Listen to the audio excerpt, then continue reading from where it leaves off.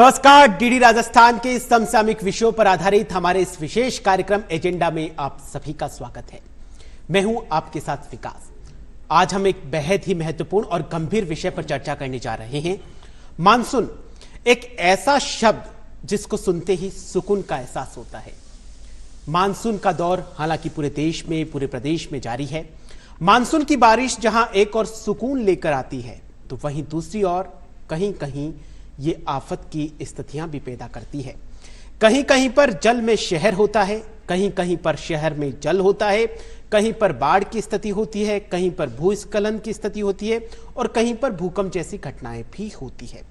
ऐसे में जानना बहुत जरूरी है कि मानसून और नगर नियोजन के बीच में कैसे बेहतर समन्वय हो।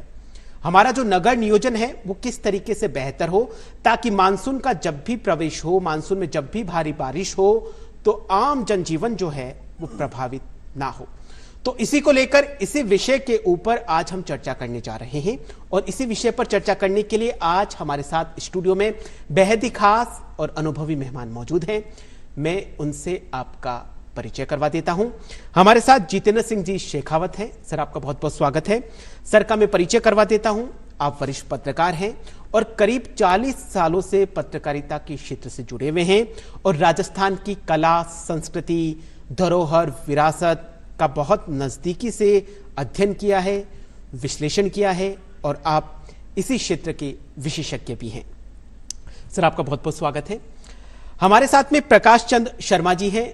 आप भी पिछले 35 सालों से पत्रकारिता से जुड़े हुए हैं। आप वरिष्ठ पत्रकार हैं और हाल ही में राजस्थान में कई क्षेत्र ऐसे रहे हैं जहां पर बाढ़ की स्थितियां पैदा हो गई थी। तो प्रकाश जी ने उन बाढ़ प्रभावित क्षेत्रों का बड़ी नजदीकी से दौरा किया, नजदीकी से उन वहां पर जो लोग रहते हैं उनकी समस्याओं का जाना। तो प्रकाश जी, आपका भी बहुत बहुत स्वागत है। प्रकाश जी के बाद में मैं आपका परिचय करवाता हूं। डॉक्टर हरीश सामरिया जी हमारे साथ में हैं। आप वरिष्ठ सलाहकार हैं। राजस्थान सरकार का जो आपदा प्रबंधन विभाग है उसमें वरिष्ठ सलाहकार के पद पर कार्यरत हैं। साथ ही राज्य स्तर के जो भी बाढ़ प्रबंधन है, आकाशीय बिजली है, वो तूफान को रोकने के लिए जो भी प्लान तैयार किए जाते हैं उसमें आप एक सलाहकार के तौर पर बेहद ही महत्वपूर्ण भूमिका निभाते हैं। साथ ही आपने आपदा प्रबंधन पर शोध भी किया है। आप सभी का इस प्रोग्राम में बहुत बहुत स्वागत है। चलिए तो चर्चा को शुरू करते हैं। सबसे पहले हरीश जी, आपके साथ में चर्चा को आगे बढ़ाते हैं। मानसून का दौर पूरे देश और प्रदेश में जारी है। जब भी मानसून आता है तो सुकून और राहत की सांस मिलती है आमजन को, लेकिन दूसरी तरफ बारिश ज्यादा होने से कई शहरों में जल भराव की स्थिति बन जाती है। तब एक प्रश्न उठता है कि क्या इन शहरों का नगर नियोजन ठीक तरीके से हुआ है? क्या नगर नियोजन बेहतर तरीके से हुआ है?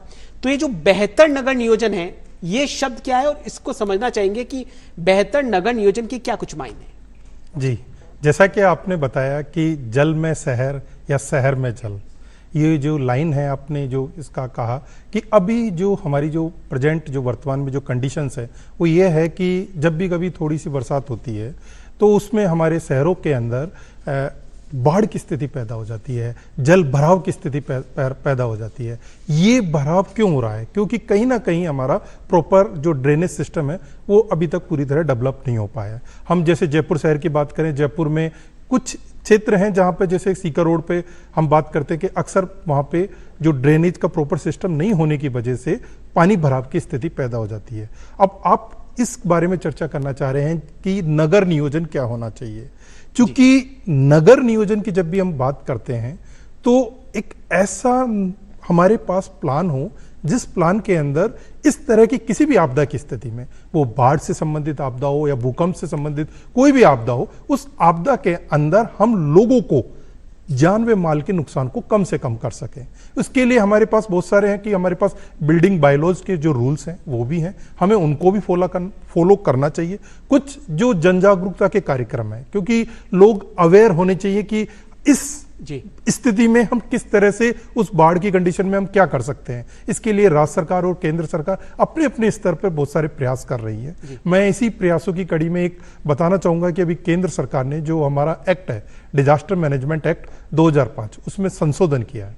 और उस संशोधन में अभी जो 2024 जो नया संशोधन एक्ट आया है उसमें एक नया टर्म्स जो उन्होंने जोड़ी है वो है अर्बन डिजास्टर मैनेजमेंट अथॉरिटी, इस बनाने की संकल्पना को कहा है। वो इसीलिए डेवलप किया गया है क्योंकि शहरी क्षेत्रों में जो बाढ़ की समस्याएं हमें महसूस हो रही हैं, अब हमें उसका जो प्रॉपर प्लानिंग, जैसे कई बार रहता है कि हमारा कई शहर हमें सुनने में आ रहा है कि वो बाढ़ की स्थिति में हो गए हैं, अब हम उस समस्या के प्रति गंभीर हो गए हैं।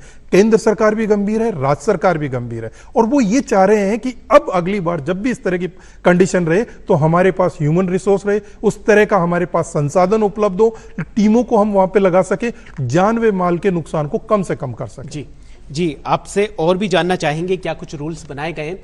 फिलहाल प्रकाश जी, आपने राजस्थान में बाढ़ प्रभावित क्षेत्रों का दौरा किया है और नजदीकी से आप उन क्षेत्रों को देख कर आए, क्या लगा आपको? देखिए विकास जी कि इस वक्त अच्छा मानसून आया है, और अच्छा मानसून आया तो खुशहाली लेके भी आया, लेकिन सबसे बड़ी बात खुशहाली के साथ कई जगह बड़ी आफत बनकर भी सामने आई है। इसका मूल जो समस्या है, मूल जो कारण है कि जहां जो वर्षा का पानी बहकर जाता था, आज वो रास्ते पूरी तरह से अवरुद्ध हो चुके हैं।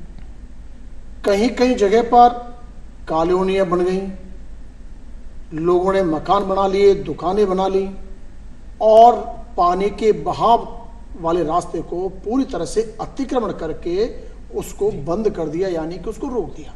जी, पानी अपने स्थान पर जा रहा है और अपने स्थान और अपनी गति से ही निकल रहा है जी। लेकिन पानी कह रहा है कि भाई मैं मेरे रास्ते से जा रहा हूं, आप मेरे बीच में क्यों आ रहे हो?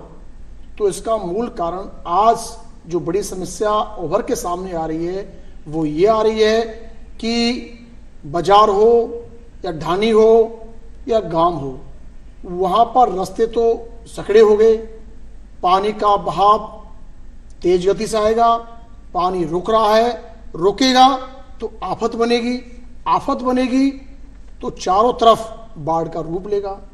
इसका एक ही समाधान है कि हम उन जो बहाव के जो रास्ते थे उन रास्तों से अतिक्रमणों को हटाएं, पानी का जो वेग है, पानी का जो रास्ता है, उस रास्ते से पानी को जाने दें जी। इसके लिए मैं आपको उदाहरण दूं, अभी 10-11 दिन पहले हिंडौन सिटी जिला करौली में जी जो बाढ़ की समस्या उत्पन्न हुई, उसका मूल कारण शहर के बीचों बीच बना हुआ गंदा नाला। जी, ये गंदा नाला कई वर्षों से, यानी कि बसावट के समय से ही बना हुआ है। ये काफी चौड़ा था, यानी कि 20 फीट के करीब चौड़ा, 15-20 फीट ही गहरा। लेकिन कुछ समय पहले हाई कोर्ट के आदेश पर उस नाले का ढकाव कर दिया, लेकिन हाई कोर्ट ने तो ये कहा कि भाई इसका आप ढकाव करें जिससे कि आसपास के कॉलोनी वालों को दुर्गंध नहीं हो जी। लेकिन सबसे बड़ी बात आप देखिए विकास जी, जब नाले का ढकाव हो रहा था तो वहां की जो टीम, चाहे नगर परिषद हो या जिला प्रशासन हो, यूडीएच को इस पर गौर करना चाहिए था कि नाले का ढकाव या नाले की बनावट मूल रूप से नाले के अनुसार हो रही है या नहीं हो रही है जी। इस पर उन्होंने इस पर ध्यान नहीं दिया। कितने करोड़ रुपए उस पर आए, कितना खर्च हुआ, इसका अभी तक किसी को अता पता नहीं है। जब वो नाला ढक गया और नाले की चौड़ाई कम हुई और आसपास की कॉलोनियों का जो पानी उस नाले में के जाता था उसके द्वार भी बंद हो गए जी, बंद हो गए और नाला पूरी तरह से कचरे से भर गया, पानी का बहाव बंद हो गया। बारिश आई, बारिश अपने वेग के साथ आई और पहली बार ऐसा अच्छा मानसून आया जिसके कारण सारा पानी बाजार में इकट्ठा हुआ और वो बाढ़ का रूप ले गया। अब बात आ रही है कि पानी कहां जाए, पानी कैसे निकले। भाई इसकी स्थिति किसने उत्पन्न की, इस पर आज तक कभी किसी ने गौर नहीं किया कि पानी के बहाव को रोकने के लिए कौन तो इसके जिम्मेदार है जी। क्या इसकी स्थिति है, इस पर आकलन करना जरूरी है। जब आफत बनी तो राज्य सरकार के कई आला अधिकारी पहुंचे, प्रभारी मंत्री पहुंचे, आपदा प्रबंधन मंत्री पहुंचे, उन्होंने वहां जायजा लिया, लेकिन बात वही हुई कि पानी को निकाला जाए। लेकिन पानी निकले कैसे, इसका अभी तक कोई किसी के पास समाधान नहीं है और दोबारा फिर बारिश आई, वही स्थिति जस के तस बनी हुई है। जी जी प्रकाश जी, समाधान पे भी चर्चा करेंगे। जितेंद्र जी, आपके पास मैं आना चाहूंगा। आपने लंबे समय से आप विरासत है, धरोहर है, उनका विश्लेषण कर रहे हैं, उनके ऊपर आपने काफी रिसर्च किया है। क्या लगता है जो पुरानी जो स्थिति थी और जो आज की वर्तमान स्थिति, जो मानसून के बाद की स्थिति, उसमें कितना कुछ आप परिवर्तन पाते हैं? राजस्थान खास तौर से हम बात करें, हमेशा से सूखा रहा है और सदियों से एक फसल होती है बाजरे की, जो बरसात की फसल होती थी जी। और फिर इसीलिए तो इस राजस्थान में जब बरसात आती थी उड़ीकते थे कि बरसात आ जाए जी। थोड़ी सी बरसात आ जाए तो हमारा जीवन सफल हो जाए। मैं हाथों वर्षा भला जी। होनी हो सो होए, जी। ये कहा करते थे और आज भी कहते हैं। इतनी गर्मी पड़ी और जोरदार बरसात आई, हर आदमी की कामना थी कि बरसात आए और इंद्र भगवान ने बड़ी कृपा की। जी। राजस्थान इस समय हरा भरा है, खेती बहुत बम्पर हो रही है और सरकार बड़ी खुश है कि कोई अकाल की स्थिति नहीं है राजस्थान में।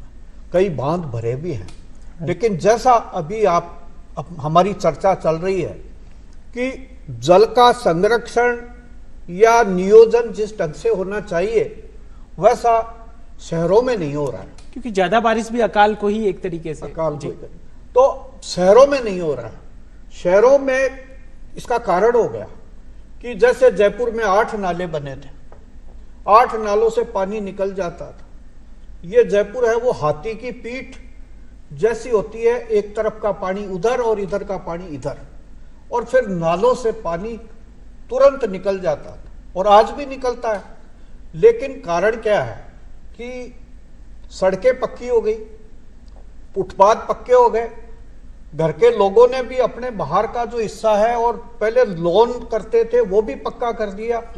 चारों तरफ से पक्का है, सड़क पक्की है, फुटपाथ पक्का है, जहां कहीं देखें पक्का ही पक्का, और छतें। और जब बरसात का पानी आता है एकदम से तो उसका वेग कोई संभाल नहीं पाता और वो जब भरा रहता है और उसको निकलने में 4-5 घंटे लग जाते हैं, गहरे गड्ढे हो जाते हैं, आपदाएं हो जाती है, कई तरह की परेशानी हो जाती है। जयपुर का जो सिस्टम था या बड़े शहरों का जो रियासतकालीन शहर है उनका जो सिस्टम उस जमाने में था कि भूमिगत जो नाले हैं, आज तो सीमेंट के बन रहे हैं, उस समय उन्होंने चूने के ऐसे गोल अंडाकार नाले बनाए कि जिनमें एक बूंद पानी नहीं ठहर सकता। आज सारे शहर के नाले हैं जो बनाए हैं। अब आप देखिए राजा पार्क का जो पानी है वो तो एक चौड़े नाले से आ रहा है, लेकिन फिर जवाहरलाल नेहरू मार्ग पर आते ही वो छोटा नाला हो गया। तो पानी का जो प्रेशर है जी। वो प्रेशर कहां से वो उसको झेलेगा, तो फिर जेएलएन मार्ग पे पानी भर जाता है। ऐसी की ऐसी स्थिति चांदपोल में हो रही है, यही स्थिति जयपुर के बाजारों में हो रही है और दूसरे शहरों में भी ऐसा ही कुछ हो रहा है जी। दूसरा क्या हो रहा है कि जयपुर का पेट खाली है, जयपुर के पेट में पानी नहीं है। हम एक लोटा भी पानी हम लौटा नहीं रहे हैं वापस धरती माता को, और हम बाकायदा पानी का दोहन करते जा रहे हैं। हर घर में ट्यूबवेल लगा हुआ है, लेकिन किसी ने यह नहीं सोचा कि हम जल का संरक्षण करें किसी तरीके से। सरकार ने भी वाटर हार्वेस्टिंग सिस्टम लगाने के लिए कह रखा है, लेकिन कितने वाटर हार्वेस्टिंग सिस्टम लगते हैं ये देखने की बात है। अब सड़कों के पास में पानी के लिए वो प्लांट लगाए हैं, जालियां भरी है मिट्टी से। बरसात के पहले रियासत काल में तातेड़ खाना हुआ करता था जी। जलदाय विभाग का, वो सारा प्रबंधन संभालता था इसका कि छतों पे तो पानी नहीं है, कहीं पर नाले तो हमारे रुके हुए नहीं है, कुओं की 700 कुएं थे जयपुर में, उनकी हमको सफाई करनी है। सिस्टम से सारा काम होता था। आज बरसात आ जाती है और बरसात का पानी भर जाता है। अब के तो दुर्घटनाएं बहुत हुई जी कि उनको जो बच्चे गए तालाबों में और खड्डों में बह गए, उनको कोई चेतावनी देने वाला नहीं था। ऐसी स्थिति में कितनी आपदाएं हुई, कितने बच्चे तैरते हुए या तालाबों में डूब करके, और या जयपुर शहर में ही मरे। राजस्थान में भी बहुत सारी ऐसी आपदाएं हुई और इसका कारण यही है कि जी। पानी का निकास नहीं हो पा रहा, और पानी का निकास होना बहुत पानी का निकास होना बहुत जरूरी है। हरीश जी, जैसा जितेंद्र जी ने बताया है कि जो रियासत काल में था उस वक्त भी सिस्टम इतना अच्छा था कि वहां पर पानी का भराव नहीं होता था। जब रियासत काल में सिस्टम इतना अच्छा चल सकता है तो आज के टाइम में क्यों नहीं? सबसे बड़ी दिक्कत कहां आ रही है? बिल्कुल, आपका क्वेश्चन काफ़ी अच्छा है कि आपने जो प्रश्न किया है कि जब विरासत हमें इस तरह का हमें एक स्ट्रक्चर बना के दे रही है जिसमें पानी का निकास प्रॉपर तरीके से हो सकता था, लेकिन आपको ये भी बात ध्यान रखना होगा कि उस समय हमारी जो पॉपुलेशन थी जी। वो काफ़ी कम थी, और हमने जो बनाया था वो स्ट्रक्चर ये था कि हमने जो हमारे फ्लड प्लेन एरियाज थे वहाँ हमारा कोई भी ह्यूमन सेटलमेंट नहीं था। जी। अभी वर्तमान में पॉपुलेशन का जिस डे बाय डे इंक्रीज हो रही है और नई नई कॉलोनियों का विकास हो रहा है, हम सिर्फ थोड़ा सा वहाँ रह गए हैं कि जहाँ नई कॉलोनियाँ हैं, जो लो लैंड एरियाज हैं, फ्लड प्लेन के जो एरियाज हैं, वहाँ हमने नई कॉलोनियाँ डेवलप कर दी हैं। अब उस कॉलोनी में वहाँ पर जो मकान का स्ट्रक्चर है वो कैसा होना चाहिए, ये डिसाइडेड है। जो बिल्डिंग बायोलॉज लॉज होता है, मैं थोड़ा सा आपको बता दूं कि इसमें ये रहता है कि जब भी कभी ऐसी बाढ़ की जो एरियाज रहते हैं, अगर आप पहले तो उनमें मकान ना बनाएं, फिर उनके अगर किनारे कहीं मकान भी हैं तो आपका जो मकान जो आप बना रहे हैं वो जमीन से करीबन 6 मीटर करीबन ऊपर रहना चाहिए, क्योंकि बाढ़ की स्थिति आई तो वो नीचे पानी निकल जाए। ऐसा एक सिस्टम डेवलप किया हुआ है। लेकिन चूंकि क्या रहता है कि हम एनक्रोचमेंट के चक्कर में, जो अतिक्रमण जिसकी बात करें उसके चक्कर की बात करें कि हम हमारे घर के बाहर रैंप बना लेते हैं, नालियों को चौक कर देते हैं। तो सरकार अपना काम कर रही है, लेकिन मैं आम नागरिकों से भी अपील करूंगा कि वो भी कभी इस तरह की जो अतिक्रमण जो रहता है, हमने अपने पास की जो नालियां रहते हैं उनको सफाई कर सकें। क्योंकि हम ये कहें कि भारत को एक ऐसा देश बनाना है या ऐसा एक हमें सशक्त प्रदेश बनाना है जहां आपदाओं की स्थिति कभी भी आए तो उस आपदाओं की स्थिति में जानवे माल का नुकसान कम हो सके। मैं एक उदाहरण देना चाहूंगा, जैसे कि हम बात करें उड़ीसा की। उड़ीसा में जब साइक्लोन का प्रकोप रहा तो वहां की जो स्टेट डिजास्टर मैनेजमेंट अथॉरिटी है उसने बाढ़ का इतना अच्छा प्रबंधन किया है कि अब जो डेथ की जो संख्या है वो 0 पे आ गई है। आप देखिए, साइक्लोन आ रहे हैं, हिट कर रहे हैं, 0 हो गई है जी। राजस्थान में पिछले साल जब विपर्जोय आया तो देखिए कि विपर्जोय आने पर गुजरात के यहाँ पे डेथ की संख्या 0 रही। राजस्थान में भी कुछ डेथ रही, ज्यादा नहीं रही, 2 या 3 डेथ रही, लेकिन वो डेथ विपर्जोय साइक्लोन के कारण न रहकर फ्लड के कारण रही। क्योंकि राजस्थान जो हम सूखा प्रदेश की जिसकी कल्पना कर रहे हैं, यहां अचानक से इतना पानी आ जाना, और जो पश्चिमी राजस्थान की जो भूमि है उस भूमि से पानी का नीचे नहीं जा पाना, जैसे बाड़मेर में जो कवास वाला रीजन है वहां जिप्सम की परत पाई जा रही है तो पानी नीचे नहीं जा पा रहा है। ऐसे अलग अलग क्षेत्रों में स्थानीय कारण हैं। अब हमने उनको आइडेंटिफाई कर रहे हैं कि अगर इस क्षेत्र में अगर इस तरह के बाढ़ की समस्या रहेगी या जल भराव की समस्या रहेगी तो हम हमारा प्रबंधन किस प्रकार कर सकते हैं, हम हमारे जो रेस्क्यू की जो टीमें हैं उनको कैसे वहां पे मैनेज कर सकते हैं। इस तरह का मैनेजमेंट का सरकार का पूरा प्लान है और वो अब इस पे इंप्लीमेंट करना चाह रहे हैं। जी प्रकाश जी, जैसा कि हरीश जी ने बताया कि जो पॉपुलेशन में जिस तरीके से बढ़ोतरी हो रही है वो बहुत बड़ा कारण है और हो भी सकता है, कारण है भी। लेकिन जैसे हरीश जी ने बताया कि जो जल भराव की स्थिति है वहां पर मकान नहीं बनाए, तो प्रश्न ये उठता है कि जो जल भराव की स्थिति वो चिन्हित की हुई है तो वहां पर मकान बनाने की इजाजत कौन दे रहा है? देखिए, मैं विकास जी आपको बताना चाहूंगा, कई जगह की रिपोर्ट यह है कि नदी और पानी तो अपना रास्ता नहीं बदलते, लेकिन नदी के मार्ग में ही पूरी की पूरी कॉलोनियां बस गई है। देखिए विकास जी, मैं इसमें आपको बताना चाहूँगा, बिल्कुल इन्होंने बहुत अच्छी बात बताई है। जनसंख्या बढ़ रही है, जनसंख्या लगातार बढ़ रही है, जमीन बढ़ नहीं रही, संसाधन आपके बढ़ रहे हैं, लेकिन सबसे बड़ी समस्या ये है कि जब जमीन पर कॉलोनियाँ बसती हैं तो क्या वहाँ की यूआईटी, नगर निगम, नगर परिषद, नगर पालिकाएं ये नहीं देखती कि ये बहाव क्षेत्र है जी, तालाब पेटा है, नदी का पेटा है? किस आधार पर उन लोगों को पट्टे जारी कर दिए जाते हैं? उन लोगों का क्या कसूर है? क्योंकि जनसंख्या बढ़ेगी, लोग गांव या शहरों से बाहर निकलेंगे, मकान बनाएंगे रहने के लिए, लाजमी बात है मकान बनेंगे, बसावट करनी है।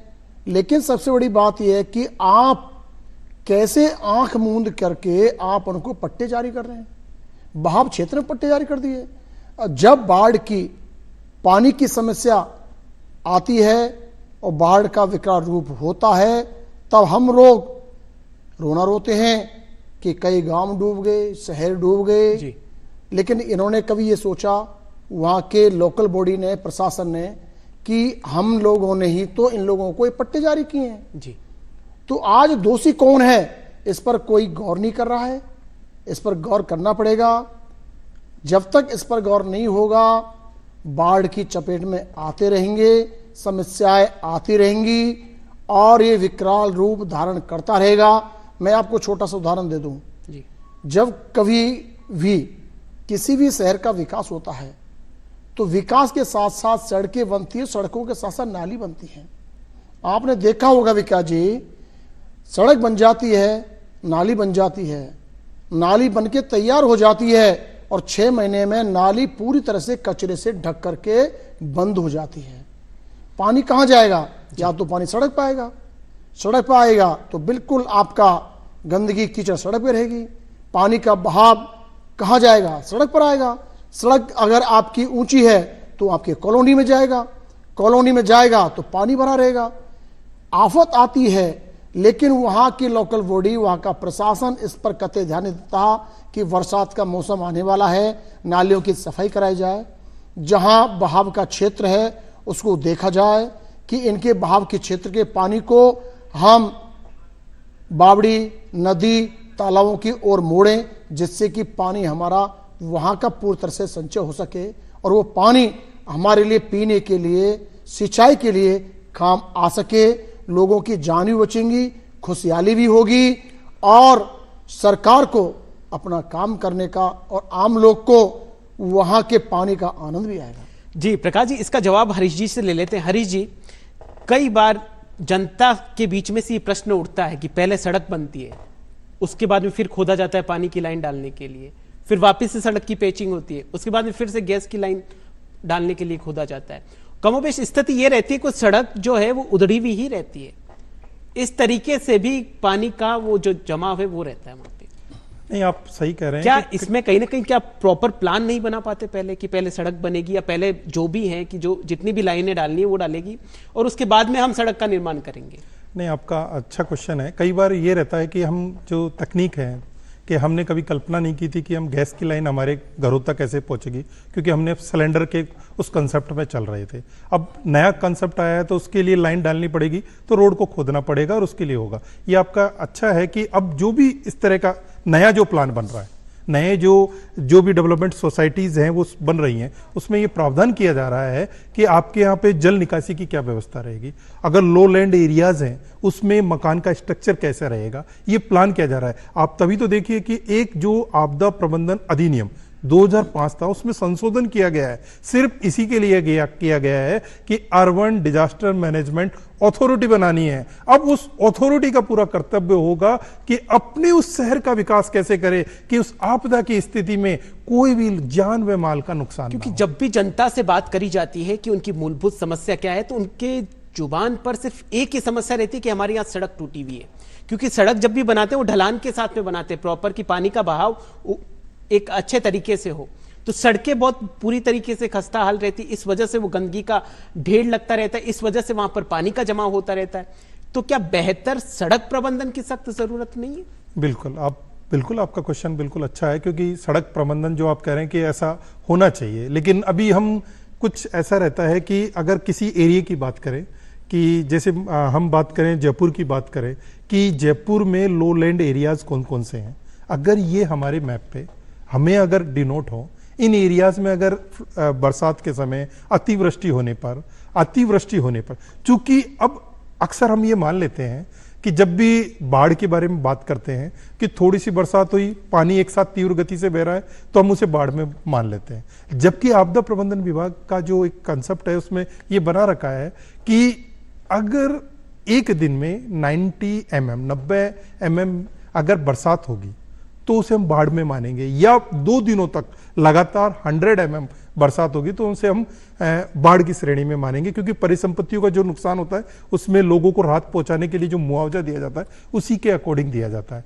लेकिन अतिवृष्टि, अत्यधिक तीव्र गति से अतिवृष्टि होने से जो डैमेज हो रहा है, प्रॉपर जो हमारा जो ड्रेनेज का जो सिस्टम है वो विफल हो रहा है, उसके लिए ही अब प्लान बनाने के लिए गवर्नमेंट ऑफ जो इंडिया है उसने पूरा ध्यान लगाया। इसीलिए अथॉरिटी बना रहे हैं कि अब जो नया प्लान बनेगा उसके अंदर इस तरह के विशेषज्ञ होंगे कि जो इस तरह की आपदा आने पर उनकी जिम्मेदारी सुनिश्चित की जा सके। जी हरीश जी, जितेंद्र जी, हरीश जी का जिस तरीके से कहना है कि जो पानी का बहाव है उसको हटाने के लिए बहुत काफी कोशिश करी जा रही है, आपदा प्रबंधन अधिनियम में भी कई तरीके के प्रावधान किए गए, लेकिन कई जगह देखा जा रहा है कि जो मकान 4-5 साल पहले बने थे वो इस बारिश में धराशायी हो रहे हैं।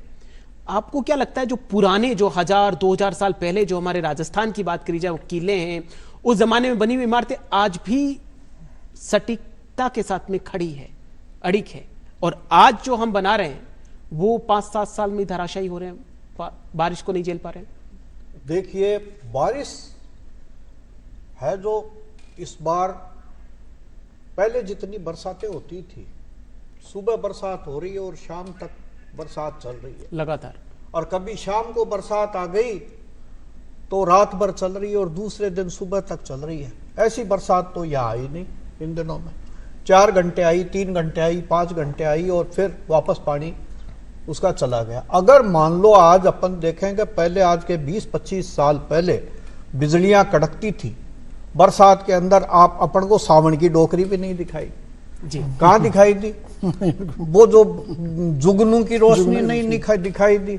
आप बता दो, पूरे राजस्थान में मैं तो कई जगह घूम लिया और आप भी घूम के आए हैं, अभी बाढ़ का देख के आए हैं, मेंढक की टर्टर कहीं नहीं सुना दी। तो अब आप देखिए कि इतनी सी बरसात, मतलब उसके अंदर भी सारे शहरों में पानी भर गया, ड्रेनेज सिस्टम सारा बेकार था। अगर ये माने कि अगर वैसी बरसात हो जाए तो हालत क्या होंगे, शहरों के हालत क्या होंगे कि लगातार बरसात चल रही है।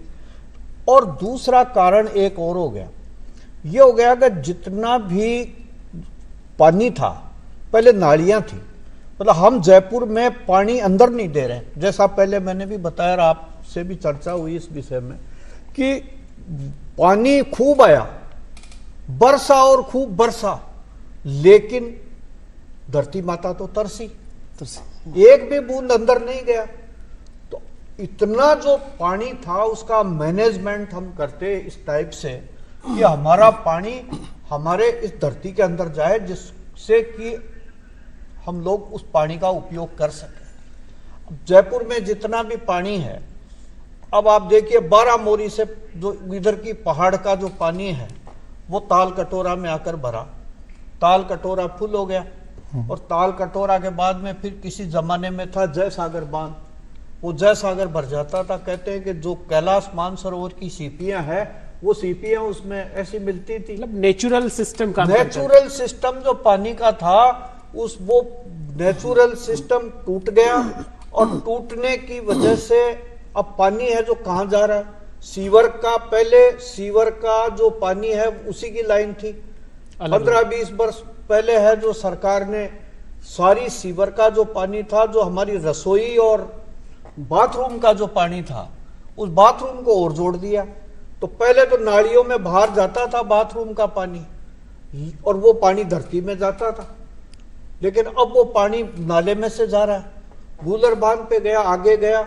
अब आपको बताऊं, यहाँ का एक लोटा पानी आपने डाला, वो लोटा पानी कहाँ गया, वो यहाँ से सीवर में गया, सीवर से जाके गूलर बांध में गया, वहाँ उसका ट्रीटमेंट हुआ, ट्रीटमेंट होने के बाद 2 मोरियां चली, एक चंदलाई बांध में चला गया, दूसरा रामचंद्रपुरा बांध में चला गया, रामचंद्रपुरा बांध से फिर ढूंढ नदी में मिल गया, ढूंढ नदी है जो मोरेल में मिल गई, मासी में मिल गई, जो चैन है पूरी नदियों की, बनास में मिल गई, और बनास है चंबल में मिल गई, चंबल गंगा में मिल गई, और गंगा का पानी समुद्र में चला गया। किसी भी कस्बे का पानी हो, वो पानी को जो बचाने की, जल का संरक्षण करने की बात है, वो आज हम नहीं कर पा रहे। और इस तरह का मैं तो सुझाव यही दूंगा कि जो हमारे तकनीकी विशेषज्ञ हैं, इंजीनियर हैं, वो इस तरह की व्यवस्था करें कि पानी का संचालन ऐसा हो, प्रबंधन ऐसा हो पानी का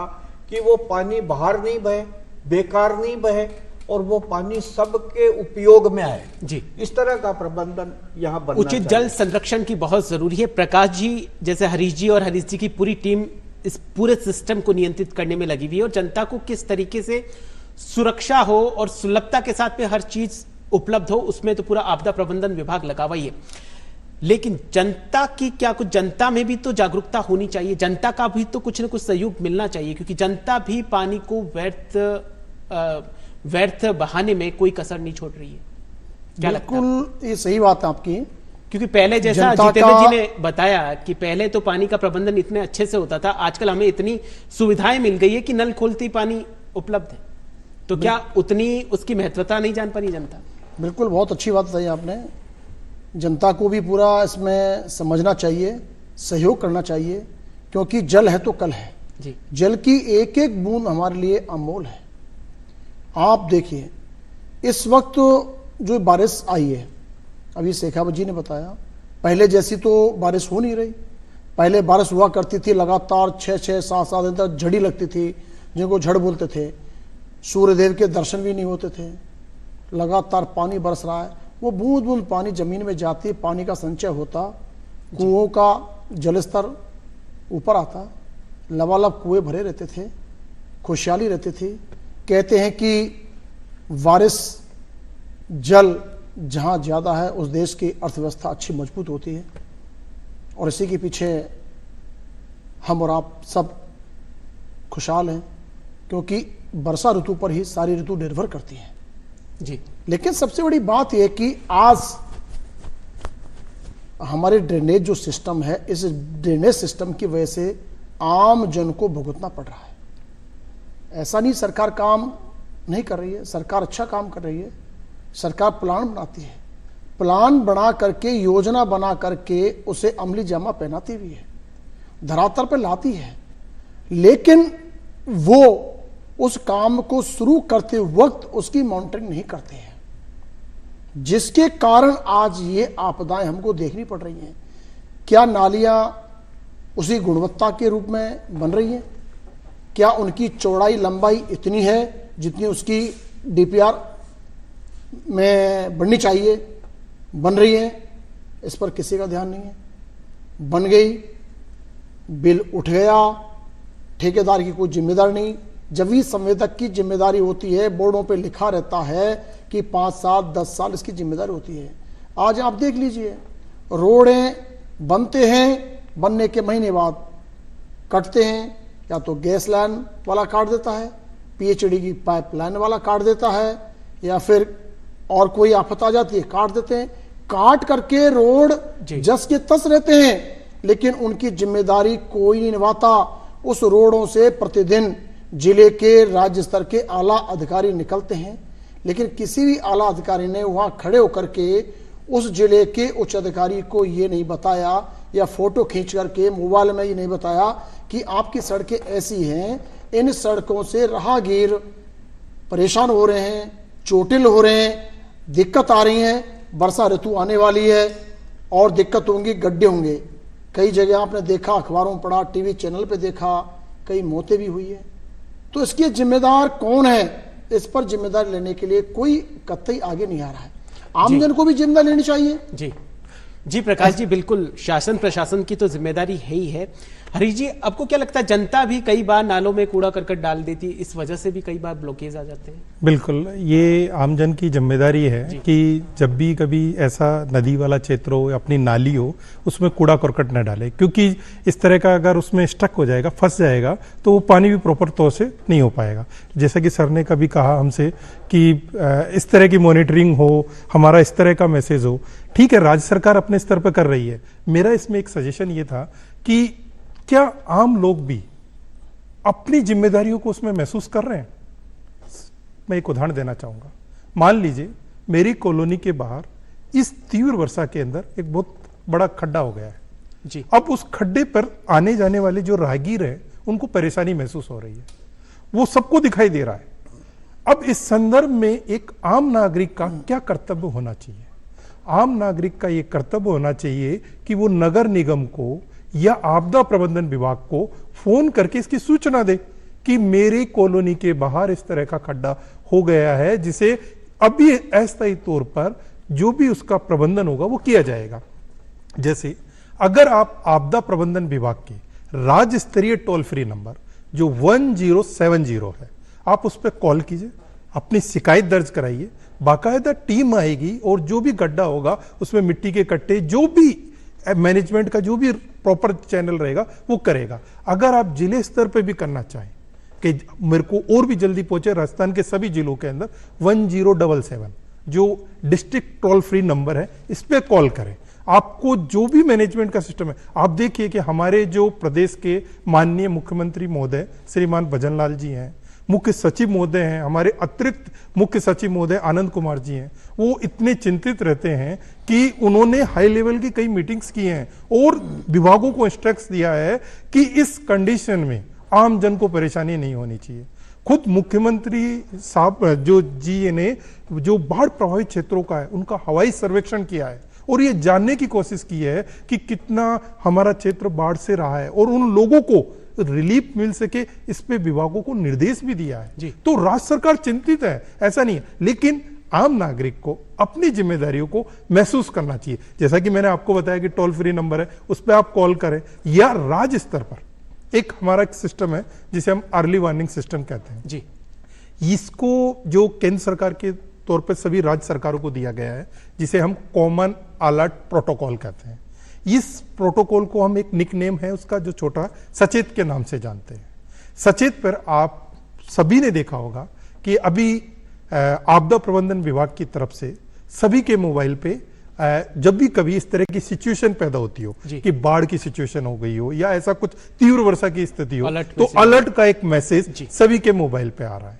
तो देखिए कि केंद्र सरकार, राज्य सरकार और किस पे कि जान व माल के नुकसान को कम से कम हो सके, इस तरह का प्रयास कर रहे हैं।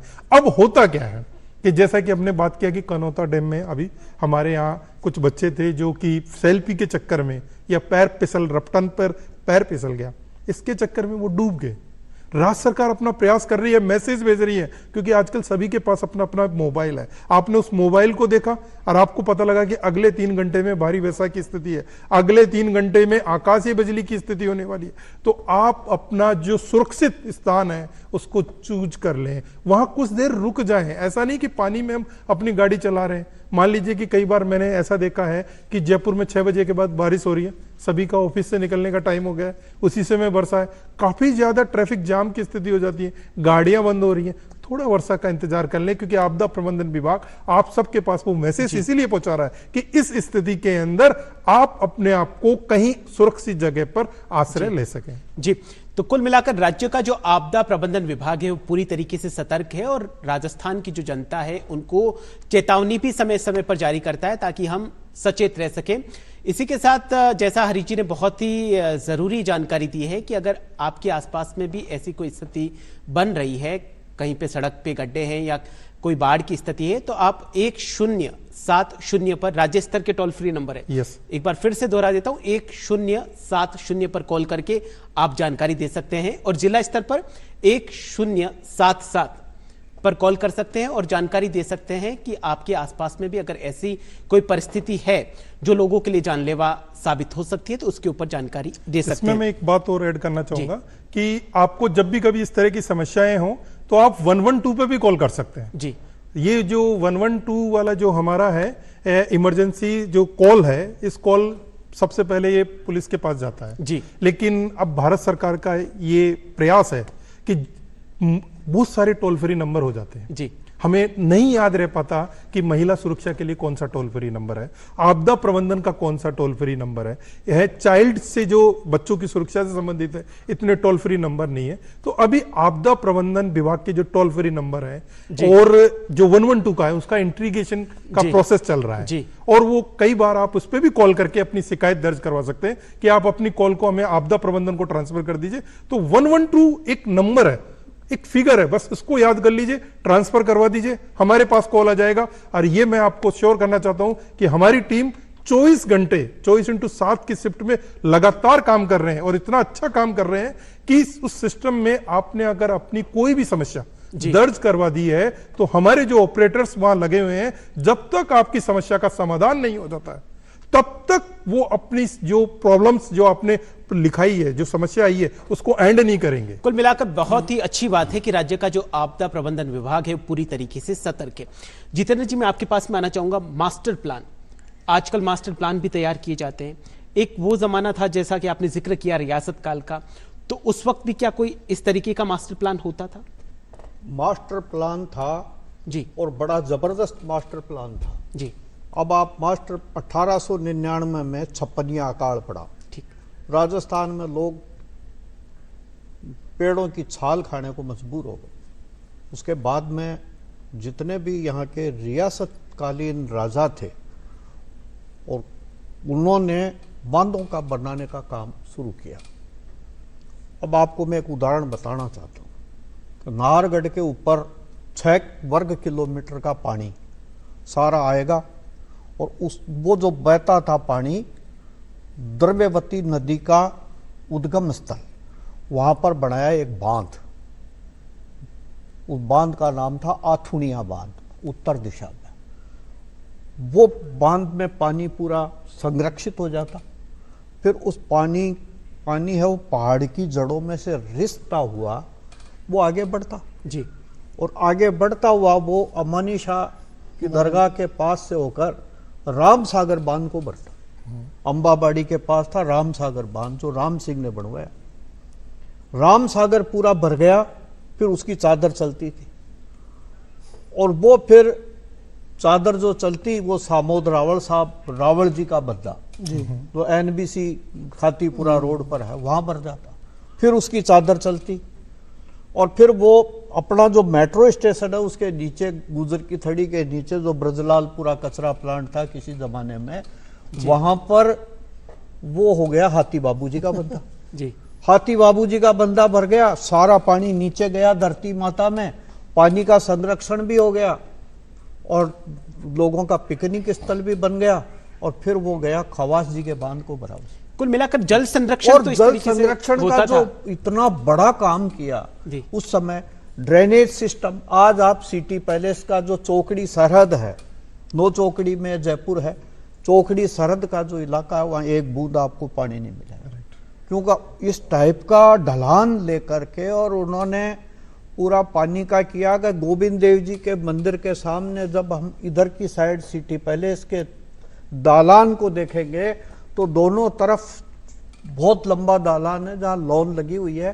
सारा जितना भी पानी उधर का है वो उसमें जाएगा और वो सारा पानी जी, चार्ज होता रहेगा। जी, तो ये जो था, अब एक आप देखिए सर कि जब पानी नहीं था, जयपुर के रामनिवास बाग में था कुआं, मेहंदी का कुआं। डॉक्टर भी कहते थे कि मेहंदी का एक डॉक्टर थे अंग्रेज डॉक्टर, वो मेहंदी के कुएं का पानी पीने की सलाह देते, पर्ची में भी लिखते थे। जी। कुल मिलाकर जल संरक्षण के लिए तो इतनी बेहतरीन रियासत काल से ही ये विधियां चली आ रही है। नहीं सर, भवन निर्माण की बात करी जाए बताऊं कि जैसा आपने अभी बताया हरीश जी भाई साहब ने, कि हरीश जी साहब ने कहा कि जनता की भी जिम्मेदारी होनी चाहिए, बहुत जरूरी है। अब आप जितने भी सर बने हुए हैं, चूरू बीकानेर के पास में जो तालाब है जी, वही जीवन, सबसे बड़ा जीवन आदमी का था। उनकी बरसात के पहले सारे गांव के लोग मिलकर के और सफाई करते थे और उसकी खुदाई करते थे। पानी का महत्व कितना जबरदस्त था कि 2 किलोमीटर से या 1 किलोमीटर से महिलाएं पानी लाती थी, 2-2 गड्ढे पानी लाती थी दूर से। और जब वो पानी लाती तो क्या आज की तरह से जो हम पानी का दुरुपयोग करते हैं, या इतना सारा पानी जो जयपुर में इकट्ठा हुआ इतनी बरसात का, उसको हम बचा नहीं पाए, वो ऐसे थोड़ी करते। बच्चे को नहलाना होता तो उसको मूंज की खाट पर बिठाते, नीचे तसड़ा रखते थे। कुल मिलाकर जल की महत्वता को समझते पहचानते थे थे और उसी पहचान की उसको जानने की बहुत जरूरत है।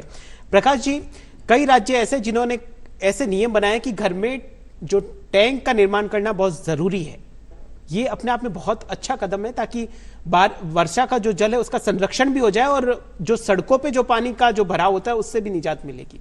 क्या लगता है आपको कि पूरे देश में इस तरह की व्यवस्था होनी चाहिए अनिवार्य? बिल्कुल ये व्यवस्था होनी चाहिए, क्योंकि जैसलमेर और बाड़मेर की अगर बात करें तो वहां पे तो लोगों को कहने की भी जरूरत नहीं है, घर बनाते हैं सबसे पहले टैंक का ही निर्माण होता है। बिल्कुल विकास जी, व्यवस्था होनी चाहिए, क्योंकि जो वर्षा का जल होता है अमृत जल होता है। सरकार ने एक योजना चलाई थी टांके बनाने वाली स्कूलों में, जिसमें सरकार, केंद्र सरकार सब्सिडी भी दे रही है, राज्य सरकार दे रही है लोगों को, और बहुत अच्छी सरकार की एक योजना है, यानी कि घर का पानी घर में रहे जी, बहकर के बाहर नहीं जाए। और ये वर्षा का जो जल है अमृत जल है। आपके छत का पानी आ रहा है तो आपके छत का पानी आपकी मोरी के पाइप के द्वारा आपके घर के पास बनाए हुए टांके में इकट्ठा हो। उससे दो फायदे हैं जी, एक तो आपका जल स्तर बढ़ेगा, दूसरा आपको अमृत जल पीने को, नहाने को मिलेगा। बिल्कुल, यानी कि पानी की किल्लत से हमें मुक्ति मिलेगी, और जो पानी बहकर के बाढ़ का रूप ले रहा है वो रूप नहीं लेगा। एक पंथ दो काज जी, ये योजना अच्छी है। अगर इस योजना का पूरे ही प्रदेश में अमली जामा पहनाया जाए या इस तरह से इस पर पूरी तरह कार्य किया जाए तो मैं मानता हूं कि ऐसी कोई बड़ी बात नहीं है कि जो हो नहीं सकता है जी। अभी शेखावत जी ने, हरी जी ने बहुत अच्छी बात की जी, कि पुरानी रियासतें किस तरह से काम करती थी, पुरानी रियासतों का काम करने का तरीका क्या था। आज हम लोग सब सरकार पर निर्भर हैं। जी, कुल मिलाकर प्रकाश जी हमें इतिहास से बहुत कुछ सीखने की जरूरत है। हरीश जी, अंतिम प्रश्न मेरा, हालांकि आपदा से निपटने के लिए एनडीआरएफ और एसडीआरएफ की टीमें तैनात है, क्या आपको नहीं लगता कि आपदा प्रबंधन के जितने भी ये नियम है स्कूली पाठ्यक्रमों में अनिवार्य तौर पे जोड़ा जाए, ताकि आम नागरिक को भी आपदा जैसी कोई भी प्राकृतिक आपदा आ जाए तो उनसे निपटने में काफी सहूलियत हो? बिल्कुल, आपका क्वेश्चन काफ़ी अच्छा है, क्योंकि अक्सर ये रहता है कि बच्चों के जो बाल मन में अगर किसी आपदा से लड़ने के लिए, मैं एक कल्पना करें कि मैं मेरे घर पे हूँ और अचानक से मेरे किसी परिवार के सदस्य को हार्ट अटैक आ जाता है। अब इस हार्ट अटैक की स्थिति के अंदर हमें क्या करना चाहिए, हम किस तरह से उसको प्रेस करेंगे, किस तरह का हमारा वो रहेगा जिसे प्राथमिक उपचार कहते हैं, दे सकें, इस तरह का नॉलेज होना चाहिए। हमें ये भी पता होना चाहिए कि इस तरह की जब भी कभी आपदाएं की बात करते हैं कि बाढ़ की स्थिति में हमको मैसेज आया, हम किस तरह का रेस्पॉन्ड करेंगे, वो हमें पता होना चाहिए। दूसरा जो मैं बात कहना चाहूंगा कि आपने कहा कि एनडीआरएफ है, जब भी कभी बाढ़ की स्थिति रहती है तो सबसे पहले जो हमारी प्राथमिक जो टीम होती है वो सिविल डिफेंस की टीम होती है, जिनको हम उन क्षेत्रों में जब भी बाढ़ की स्थिति होती है वहां उनको रेस्क्यू के लिए भेजते हैं। अगर मान लीजिए कि किसी परिस्थिति में हमें ऐसा महसूस हो रहा है कि यहाँ अगर बाढ़ की स्थिति ज्यादा है तो हमें और भी टीम भेजनी है, तो हम हमारी एसडीआरएफ की टीम को भेजते हैं। फिर भी हमें लग रहा है कि हमें और मदद की जरूरत है तो हम एनडीआरएफ को भी भेजते हैं। फिर भी हमें लग रहा है कि नहीं, कुछ लोग किसी टापू पे कहीं फंसे हुए हैं तो हम हेलीकॉप्टर भी भेजते हैं। तो मेरा कहने का मतलब है कि पूरा प्रशासन इस बात के लिए लगा हुआ है कि आपके जान की कीमत बहुत अमूल्य है, और हमें उस एक व्यक्ति को, जो कोई भी इस बाढ़ की स्थिति में, आपदा की स्थिति में, किसी भी स्थिति में हो, पहुंचाने की हम कोशिश कर रहे हैं। पूरा प्रशासन लगा हुआ है, पूरा आपदा प्रबंधन के जितने भी अधिकारी और कर्मचारी हैं वो कई बार आप देखिए कि 12 बजे तक रात को लगे रहते हैं कि वहां से मैसेज आया, उस मैसेज को वहां करना है आप लोगों की सुरक्षा के लिए। तो आप भी अपना कर्तव्य समझे, राज्य सरकार भी अपना कर्तव्य समझ रही है। आपको लगे कि आप ऐसी किसी भी विपदा में, जो मैंने आपको टोल फ्री नंबर बताए उन पे कॉल कीजिए, हम बिल्कुल आपकी मदद के लिए हमेशा सदैव तत्पर रहेंगे। कुल मिलाकर राज्य का जो आपदा प्रबंधन विभाग है वो पूरी तरीके से सतर्क है और समय समय पर चेतावनी भी जारी करता है जनता के लिए कि भारी बारिश हो सकती है, आप कहीं मत जाइए, आप खुद का और अपनों का ख्याल रखिए। सिर्फ शासन और प्रशासन की ही जिम्मेदारी नहीं है, जिम्मेदारी हमारी भी है जनता के साथ में। हमें भी हमारे दायित्वों को भूलना नहीं चाहिए, हमें भी जागरूक रहना होगा। सर, आज आप तीनों इस प्रोग्राम में पधारे और इतने महत्वपूर्ण और गंभीर विषय पर इतने अच्छे अपने अनुभव साझा किए और इतने अच्छे से विचार रखे, आप सबका बहुत बहुत धन्यवाद। धन्यवाद। डीडी राजस्थान के आज के इस विशेष कार्यक्रम में फिलहाल के लिए इतना ही। आप देखते रहिए डीडी राजस्थान। नमस्कार।